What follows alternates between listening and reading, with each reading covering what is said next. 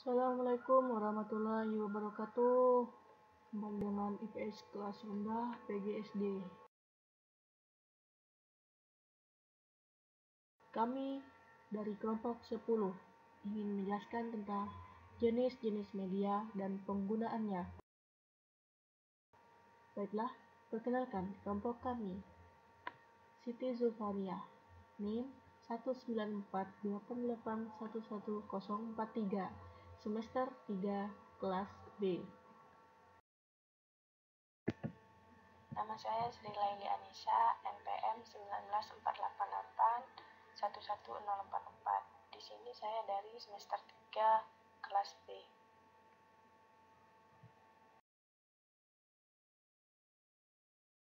Baiklah, mari kita mulai dengan jenis-jenis media.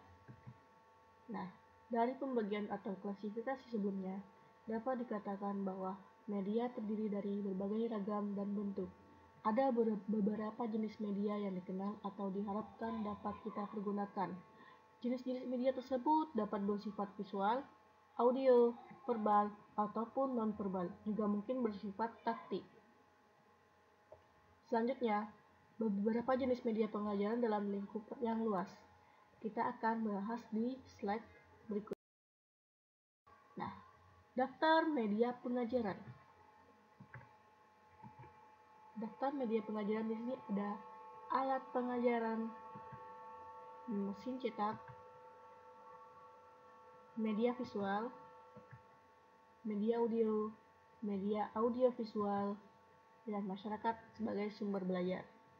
Yang pertama, alat pengajaran di sini seperti papan tulis, papan pamer, mesin pengganda. Nah, di alat pengajaran ini merupakan sebuah alat-alat yang berperan sangat penting dalam pembelajaran di dalam kelas. Kemudian yang kedua, mesin cetak. Nah, mesin cetak ini sebagai bahan atau sumber tertulis dalam pengajaran. Biasanya seperti buku-buku, majalah, surat kabar. Nah, di situ sebagai sumber informasi dalam pembelajaran. Kemudian media visual. Di media visual di sini itu seperti slide dan transparan, film strip, model dan realita, cerita dan grafik, gambar, peta dan globe. Di sini semua sangat mengutamakan indera penglihatan, di mana kita akan melihat gambar-gambar, grafik, serta bentuk-bentuk dari pembelajaran IPS tersebut. Kemudian yang media audio. Di sini terdapat pita suara piringan hitam. Kalau pita suara itu ingat gak dulu zaman DVD cuman pakai pita. Ya. Kemudian piringan hitam. Piringan hitam biasanya kalau di zaman dulu itu bisa buat lagu, bisa buat dengerin berbagai macam suara seperti itu. Dan di sini diharapkan dari pita suara piringan hitam ini kita bisa mendapatkan informasi tentang ilmu pengetahuan sosial kelas rendah dan media audio visual. Nah, di sini contohnya seperti radio, film, suara, siaran televisi, hit media ganda, di mana di dalam media ini kita mengharuskan menggunakan telinga dan mata. Itu indera penglihatan dan pendengaran dalam menangkap sebuah pembelajaran di dalam kelas nantinya. Kemudian masyarakat sebagai sumber belajar, di mana kita belajar tidak hanya di dalam kelas saja, cuman kita berinteraksi dengan masyarakat, dengan sosial, lingkungan sosial. Nah, itu seperti kita mencari sumber. Nah, sumbernya itu kita dari sumber masyarakat. Terus kunjungan studi, kita ke museum-museum, ke tempat-tempat masyarakat, kita terjun ke sana, kita belajar bersama dan bersosialisasi di sana. Kemudian kita di sini juga butuh narasumbernya, dan narasumber di sini haruslah terpercaya. Di mana narasumber ini sesuai dengan materi yang kita akan bahas nantinya di pembahasan pembelajaran IPS kelas rendah. Nah, penggunaan media pengajaran IPS. Salah satu yang berperan penting dalam media pengajaran IPS yaitu papan tulis. Nah, papan tulis ini memang masih memegang peran yang sangat penting ya di sekolah dasar itu. Karena memang hal yang sangat-sangat tidak bisa dihilangkan. Kemudian, tapi ketika kita menggunakan papan tulis, kita haruslah jangan memberikan informasi yang terlalu panjang lebar sehingga membuat papan tulis penuh dengan informasi yang tapi anak-anak tidak bisa menangkap. Nah, di sini ada saran dalam penyampaian pengajaran IPS ini di papan tulis. Nah, sarannya di sini ada rancang dengan baik tentang isi dan pola. Nah, di sini tuh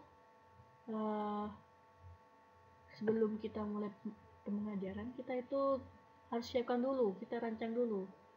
Nah, hendaknya di dalam papan tulis kita isi tentang apa dulu. Kemudian yang kedua, hindari menuliskan ikhtisar dan sajian yang panjang. Pilihlah pokok-pokok pikiran yang penting. Nah, jadi tidak perlu panjang lebar ya, kita ambil saja yang penting-penting. Kemudian yang ketiga, usahakan agar papan tulis tidak terlalu penuh berjejal dengan tulisan. Ya, seperti halnya di poin 2, yaitu ambil poin pokok-pokok yang penting saja. Sehingga tidak ada tulisan yang penuh full papan tulis sehingga buat anak-anak tidak berselera atau bergairah dalam belajar. Kemudian yang keempat, tulislah dan gambar harus cukup besar supaya dapat terlihat dengan jelas dari belakang. Nah, kan kita dalam kelas tuh ada murid yang banyak gitu sampai berapa gitu. Ada juga yang jumlahnya sedikit. Nah, ketika muridnya kita banyak sekitar 40 orang, kita harap diperbesar lagi tulisannya supaya di belakang bisa melihat tulisan kita. Kemudian jika muridnya lumayan dikit, jangan terlalu besar-besar ya. Ini jangan terlalu besar, jangan terlalu kecil, sedang saja. Dikondisikan dengan jumlah siswanya. Kemudian yang kelima, usahakan papan tulis tetap bersih.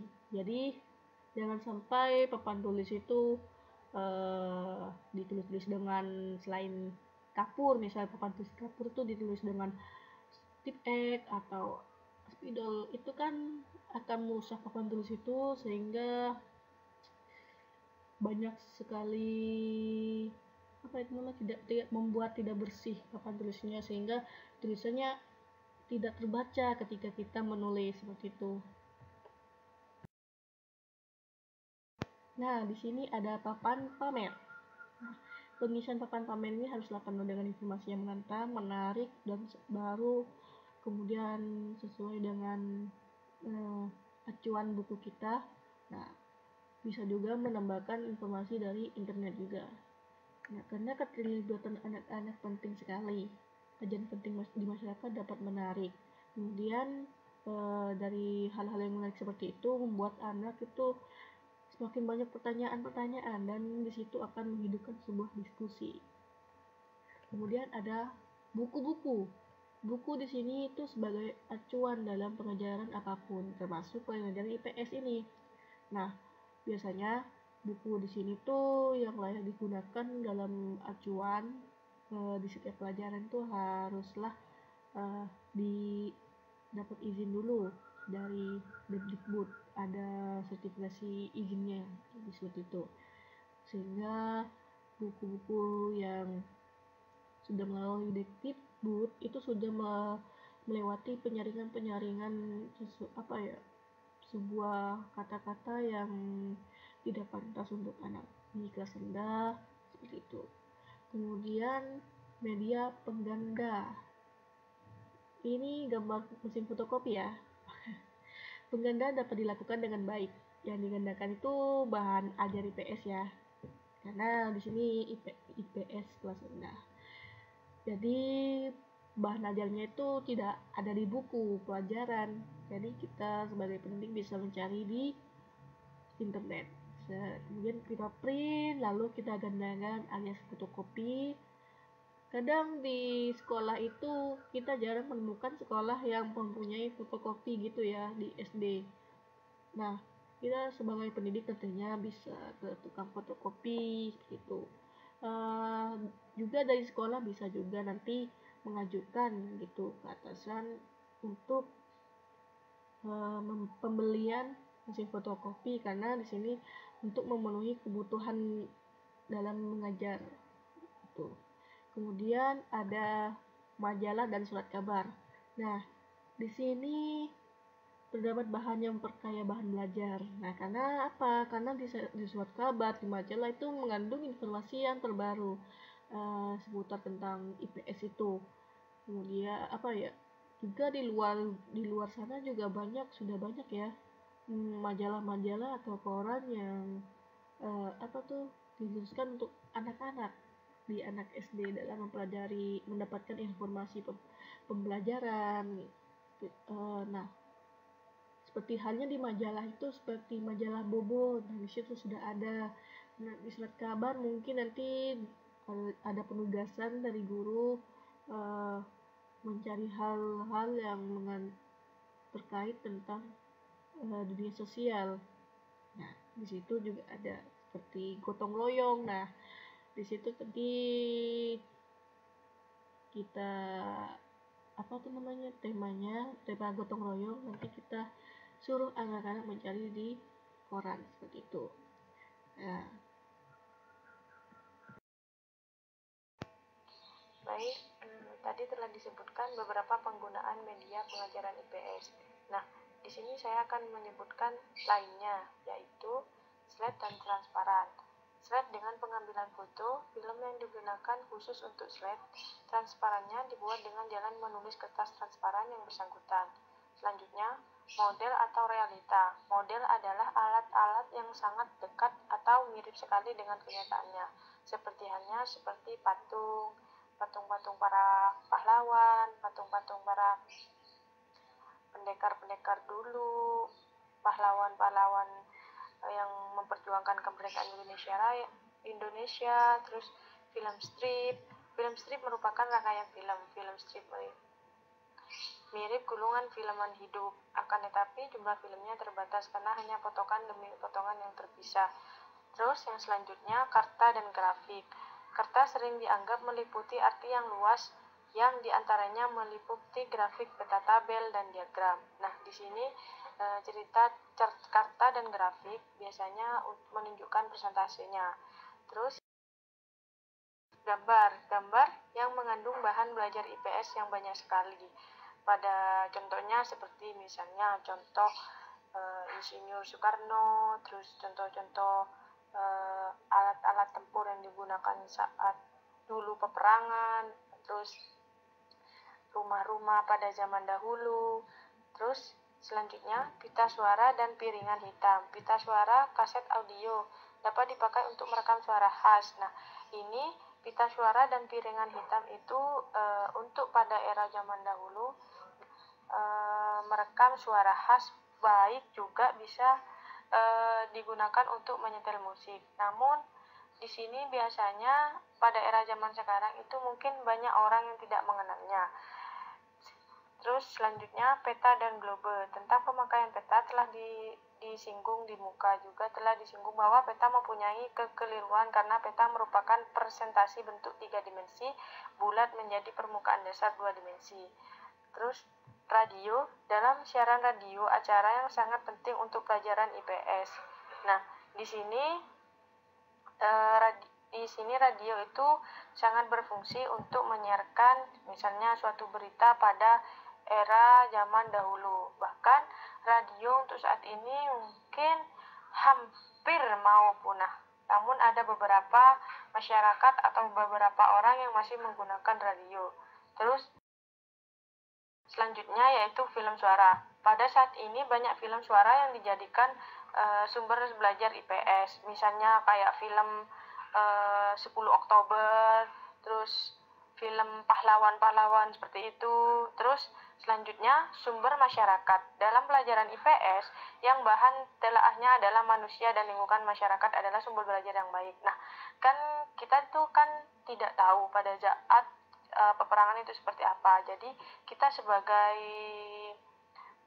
manusia ataupun masyarakat kan bakal penasaran dulu itu seperti apa. Nah, sumber informasi yang sangat banyak didapatkan yaitu dari masyarakat, karena misalnya masyarakat.